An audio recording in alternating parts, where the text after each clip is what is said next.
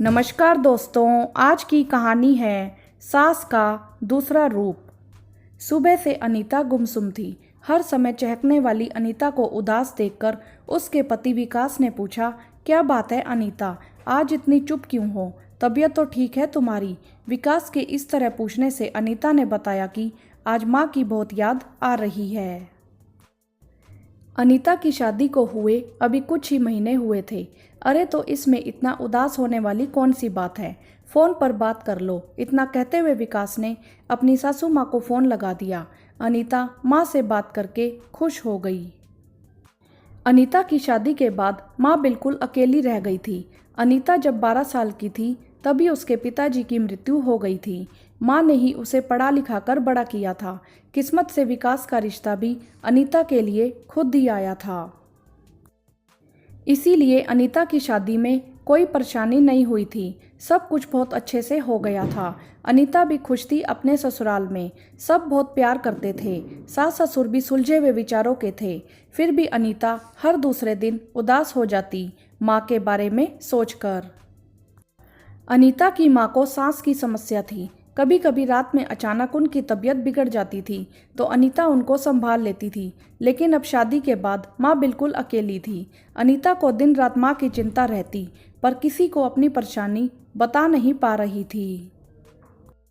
वह सोचा करती थी कि माँ भी उनके साथ रहे तो कितना अच्छा होता। माँ ने मुझे हमेशा लड़कों के जैसे ही पाला था, कभी किसी चीज़ के लिए मना नहीं किया। पर आज जब माँ को मेरी ज़रूरत है तब मैं उनके लिए कुछ नहीं कर पा रही।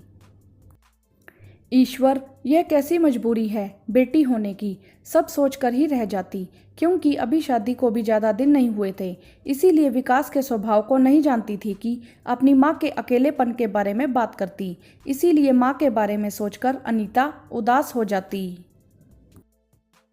एक दिन अनीता फ़ोन पर माँ से बात कर रही थी। सास अनीता के चेहरे को देख रही थी कि अनीता अपनी माँ से बात करते करते परेशान हो गई थी। अनीता बेटा, सब ठीक तो है? हाँ मम्मी, सब ठीक है, बोलते हुए अनीता की ज़बान उसका साथ नहीं दे रही थी। अनीता बेटा, यहाँ आओ मेरे पास। क्या बात है? मैं कब से देख रही हूँ। तुम जब भी अपनी माँ से बात करती हो परेशान हो जाती हो। कोई परेशानी है तो बताओ। अब तुम्हारी हर खुशी और दुख का ख्याल रखना हमारा कर्तव्य है। सास से यह सब सुनकर अनीता ने अपनी माँ के अकेलेपन और उनकी तबीयत के बारे में बताया।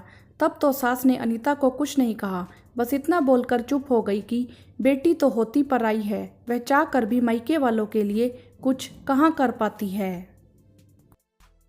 दूसरे दिन अनीता के सास ससुर सुबह से ही किसी से मिलने का कहकर बाहर गए और शाम को जब लौटे तो अनीता की माँ उनके साथ थी। अपनी माँ को देखकर खुशी से चहक उठी। अपनी सास की तरफ देखने लगी कि यह सब कैसे संभव हुआ।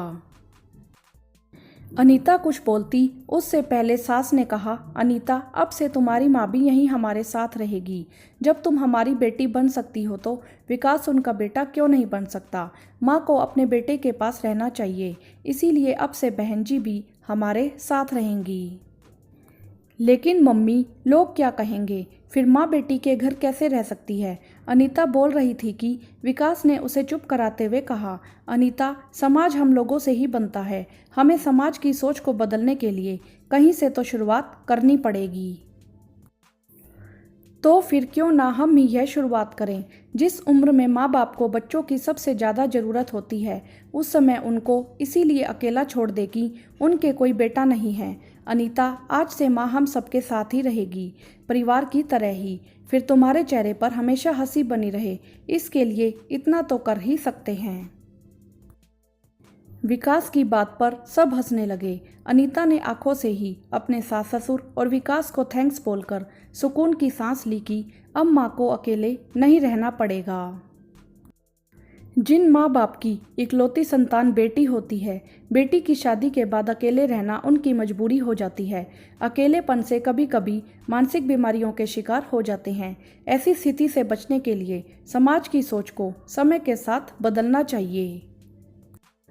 हाँ तो दोस्तों, अनीता की सास ने अनीता की माँ को अपने घर पे लाके सही किया।